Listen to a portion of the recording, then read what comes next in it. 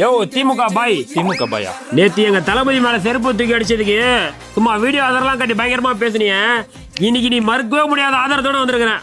கூட யாரை கூட்டு வந்திருக்கிறேன்? சுரா சுகுமாரி. மறுக்கவே முடியாத பாயிண்டா? அப்படி என்னப்பா பாயிண்ட்? அங்க பாதிக்கப்பட்ட மக்களை மீட்கிறதுக்காக ஆம்புலன்ஸ் உள்ள வந்துச்சா? ஆமா. இந்த வீடியோ பாரு. அந்த இடத்துலயே அக்ஷய ஆஸ்பத்திரி இருக்குது.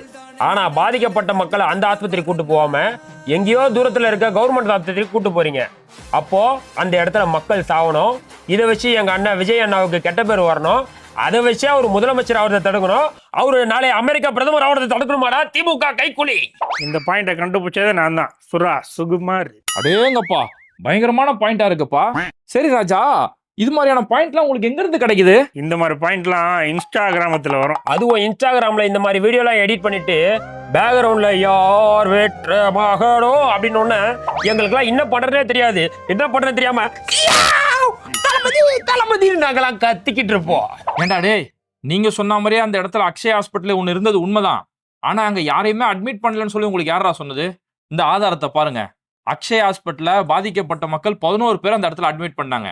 அந்த ஹாஸ்பிட்டலை பொறுத்த வரைக்கும் அது ஒரு சின்ன ஹாஸ்பிட்டல். 6 ஐசியூ பெட் மட்டும் தான் அந்த இடத்துல இருக்கு. அதனால 11 பேர் அந்த ஹாஸ்பிட்டல் அட்மிட் பண்ணிட்டு மீதி இருக்கக்கூடியவங்களை காப்பாற்றி பக்கத்தில் இருக்கக்கூடிய கவர்மெண்ட் ஹாஸ்பிட்டல், பக்கத்தில் இருக்கக்கூடிய தனியார் ஹாஸ்பிட்டலில் போய் அந்த மக்களை காப்பாற்றுறதுக்காக போய் அட்மிட் பண்ணாங்க.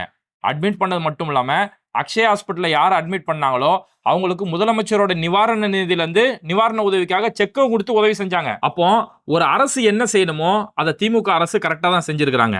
அரசு அதிகாரிகள் என்ன செய்யணுமோ, காவல்துறையாக இருக்கட்டும், டாக்டர்ஸ், ஆம்புலன்ஸ் டிரைவர்ஸ் எல்லாருமே அவங்களோட வேலையை கரெக்டாக தான் செஞ்சாங்க.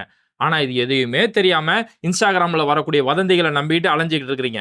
இல்லை, நான் உங்களுக்கு என்ன கேட்குறேன், இவ்வளோ வதந்திகளை பரப்பிட்டு இருக்கீங்களா, இவ்வளோ கேள்விகள் கேட்குறீங்களே, இதில் ஒரே ஒரு கேள்வியை அந்த நடிகர் விஜயை பார்த்து, ஏன் தலைவா எங்களை விட்டுட்டு ஓடுனீங்க? சம்பவம் நடந்து 8 நாள் ஆச்சு, இன்னும் ஏன் வீட்டை விட்டு கூட வெளியில் வராமல் இருக்கிறீங்க? ஏன் உங்க கட்சியை சேர்ந்த எல்லாரும் இன்னும் தலைமுறைவாக வாழ்ந்துகிட்டு இருக்கிறீங்க அப்படின்னு இது வரைக்கும் அந்த நடிகரை பார்த்து ஒரு வார்த்தை கேட்டிருந்தீங்களா? சரி, இனி இப்போ ஏதோ ஒரு தப்பு அசம்பாவிதம் நடந்துருச்சு, இனி இந்த மாதிரி நடக்காது, இனியாச்சும் தொண்டர்கள் கட்டுப்பாடோடு இருக்குன்னு சொல்லி ஒரே ஒரு அறிவுரையாச்சும் சொன்னாரா? இல்ல அவரை நோக்கி கேள்வி கேட்கணுன்ற ஒரு மனசாட்சி உங்களுக்கு வந்துச்சா? அந்த அளவுக்கு உங்களுக்கு எல்லாம் ஒரு நடிகை வெறி. ஒண்ணு நல்லா புரிஞ்சுவங்கடா, இந்த ஜாதி வெறி, மத வெறி இதெல்லாத்தையும் விட மோசமானது நடிகை வெறி. ஏன்னா அவர் சொல்ற ஆதாரமும் கரெக்டா தான் இருக்குது. சரி, அதெல்லாம் விடு. நம்ம சைடுல இது மாதிரி தீர்ப்பு கொடுக்கறதுக்கு யாராவது ஜட்ஜரா இருக்காங்களாடா? ஒருத்தர் இருக்காரு.